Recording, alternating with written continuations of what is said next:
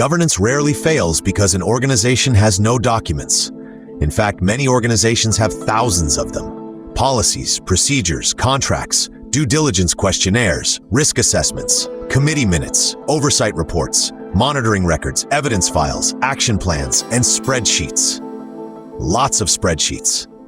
The real challenge is turning all of that information into something people can actually manage, because a governance framework sitting inside folders is not necessarily an active governance system. If you're responsible for governance, oversight, compliance, risk management, or third-party relationships, you've probably encountered this problem. You may need to understand who is responsible for an obligation. You may need to determine whether a review has been completed.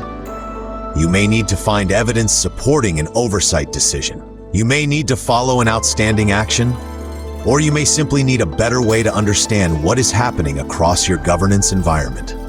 That's exactly where My Premium Governance (MPG) comes in. MPG is designed to help organizations create a more structured digital environment for governance and oversight. Rather than treating governance as a collection of disconnected documents, MPG brings governance information, activities, records, and supporting documentation into a more organized environment. Users can maintain governance records, support oversight activities, organize documentation, manage due diligence information, maintain contractual information, and build a clearer picture of their governance responsibilities. But today we're putting the spotlight on something bigger than a single button. We're looking at how MPG can help you turn governance from documents into an active management system. What does that actually mean? How could it work? What information should you maintain? And how could an organization use MPG as part of its ongoing governance activities? That's what we're going to explore. By the end of this episode, you'll see the difference between simply storing governance information and actively managing governance. Let's take a look.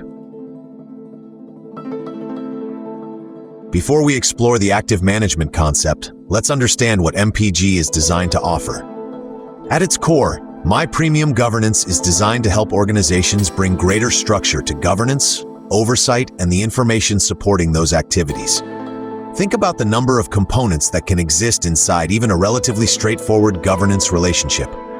There may be policies, contracts, responsibilities, controls, due diligence information, monitoring activities, reviews, documents, evidence, findings, decisions, actions, deadlines, and historical records showing what happened previously. The challenge isn't simply possessing that information. The challenge is connecting it. That's the environment MPG is designed to support.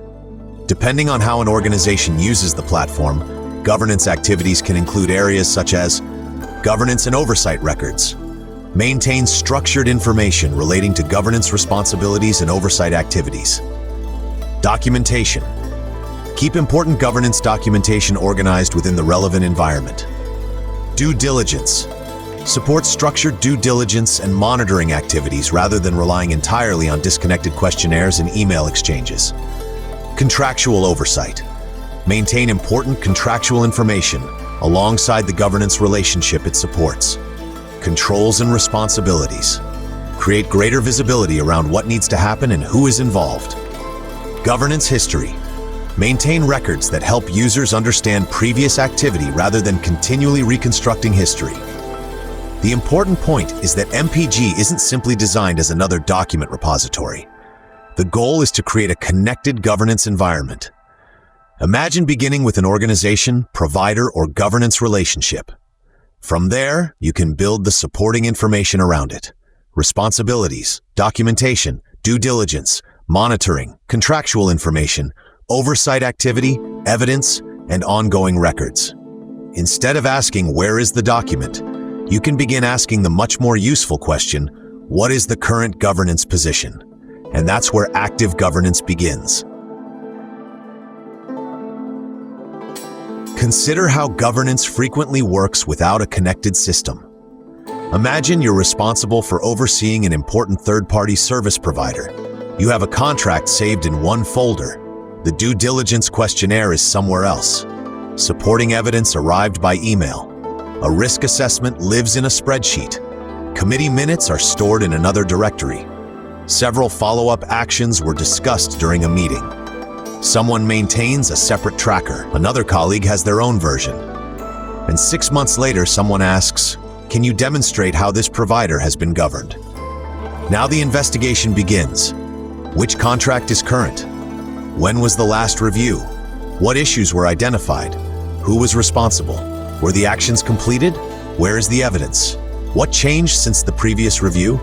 What was reported to the oversight committee? This is where document-based governance becomes difficult. The information may exist, but existence and usability are two very different things. Fragmented governance can create several problems. Information becomes scattered, ownership becomes unclear, reviews can become difficult to track, actions may remain open longer than expected, evidence becomes disconnected from the activity it supports. People repeatedly search for the same information, and governance teams can spend enormous amounts of time reconstructing what happened. An active governance system takes a different approach. Instead of treating the document as the end result, the document becomes part of a wider governance record. Instead of maintaining isolated evidence, evidence supports an activity.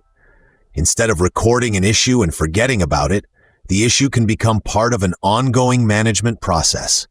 Instead of viewing governance as a periodic exercise, organizations can begin treating it as a continuous operational discipline. That's the objective. Not more administration, better connected administration. Not more governance documents, better governance visibility. Now let's look at how this concept could work for an active MPG user. Step 1. Start from your governance environment. After signing into MPG, begin from your main governance area or dashboard. The objective is to understand the environment you're responsible for. Rather than immediately uploading dozens of files, first think about structure. What organizations, relationships, governance areas, or responsibilities are you managing? This gives the information that follows a meaningful context. Step 2. Establish the governance record. Let's imagine we're overseeing a critical external service provider. Create or access the relevant governance record. Depending on the information being maintained, the record could contain details such as organization or provider information, governance category, relationship information, responsible stakeholders, important dates, review information, risk or oversight classifications, supporting documentation. The goal is to establish a central reference point. Step 3. Add the supporting documentation. Now documentation becomes useful. Attach or organize the relevant governance materials. This might include contracts, policies, procedures, due diligence responses, supporting evidence, reports, certifications, meeting records, assessments, correspondence that needs to form part of the governance record. But remember, uploading a file isn't governance. The value comes from understanding why that file matters. A contract may define an obligation. A report may provide evidence. A questionnaire may support due diligence. Meeting minutes may record a decision. The system should help create context around the documentation. Record responsibilities and activities. Next, consider what needs to happen. Who owns the relationship? Who performs oversight? What reviews are expected? What obligations need monitoring? What information needs to remain current? What actions have been identified? This moves governance away from passive storage. Now we're building something that can actually be managed. Step 5. Conduct governance and due diligence activities. When a review or due diligence exercise takes place, record it within the relevant environment. Capture the information required. Review the responses. Maintain supporting documentation. Record relevant observations. Identify areas requiring further attention. Where something needs follow-up, make that visible. This creates continuity between question, response, evidence, review, outcome. Step 6. Review before finalizing. Before completing important governance activity, review the record. Are the details correct? Is the right documentation attached? Have important observations been captured? Are responsibilities clear? Are outstanding items visible? This review stage matters because governance quality depends heavily on the quality of the underlying information. Step 7. Continue managing the result. And this is perhaps the most important point in the entire walkthrough. Completing a review shouldn't mean the information disappears into an archive. Governance continues. Users should return to the environment. Review the latest position. Update information. Maintain supporting documentation. Follow outstanding matters. Prepare for subsequent reviews. Understand historical activity and build a stronger governance record over time. That's how governance starts becoming an active management system. Now we can go further. Because once governance information becomes structured, interesting things begin to happen. You can start connecting different components. Governance plus documentation. Documents gain context. Instead of asking where a document is stored, users can understand what governance activity it supports. Governance due diligence. Due diligence becomes part of an ongoing relationship rather than a questionnaire completed once and forgotten. Governance plus contracts. Contractual obligations can be considered alongside the relationship being governed. This matters because contractual management and governance are closely connected. The contract tells you what was agreed. Governance helps determine whether the relationship continues to operate appropriately. Governance plus oversight. History. Historical information becomes extremely valuable. Imagine preparing for a governance meeting and being able to understand what happened previously, what was identified, what changed, what remains outstanding, what documentation exists, what requires attention now. That's very different from rebuilding the story from emails. Governance plus evidence. Evidence can support the governance conclusion. This is particularly important where organizations need to demonstrate that oversight activities actually occurred. The objective isn't merely, we have a governance process. The stronger position is, here is the governance activity, here is the supporting evidence, here is what we identified, and here is what happened next. That creates something extremely valuable. Governance memory. People change roles, employees leave, providers change, responsibilities move, organizations restructure. But governance history shouldn't disappear every time the people involved change. A structured governance environment can help preserve organizational knowledge. Now we can go further. Because once governance information becomes structured, interesting things begin to happen. You can start connecting different components. Governance plus documentation. Documents gain context. Instead of asking where a document is stored, users can understand what governance activity it supports. Governance due diligence. Due diligence becomes part of an ongoing relationship rather than a questionnaire completed once and forgotten. Governance plus contracts. Contractual obligations can be considered alongside the relationship being governed. This matters because contractual management and governance are closely connected. The contract tells you what was agreed. Governance helps determine whether the relationship continues to operate appropriately. Governance plus oversight. History. Historical information becomes extremely valuable. Imagine preparing for a governance meeting and being able to understand what happened previously, what was identified, what changed, what remains outstanding, what documentation exists, what requires attention now. That's very different from rebuilding the story from emails. Governance plus evidence. Evidence can support the governance conclusion. This is particularly important where organizations need to demonstrate that oversight activities actually occurred. The objective isn't merely, we have a governance process. The stronger position is, here is the governance activity, here is the supporting evidence, here is what we identified, and here is what happened next. That creates something extremely valuable. Governance memory. People change roles, employees leave, providers change, responsibilities move, organizations restructure. But governance history shouldn't disappear every time the people involved change. A structured governance environment can help preserve organizational knowledge. If you're planning to use MPG as an active governance environment, there are several ways to get more value from it. Tip 1. Build structure before volume. Don't begin by uploading every governance document your organization has ever created. Start with the governance structure. Understand what you're governing, then organize the information around it. Tip 2. Establish clear ownership. Governance becomes far more useful when responsibility is understood. Know who owns the relationship, who performs the review, who needs visibility, who is responsible for follow-up. Technology can support accountability, but it cannot replace clear responsibility. Tip 3. Keep information current.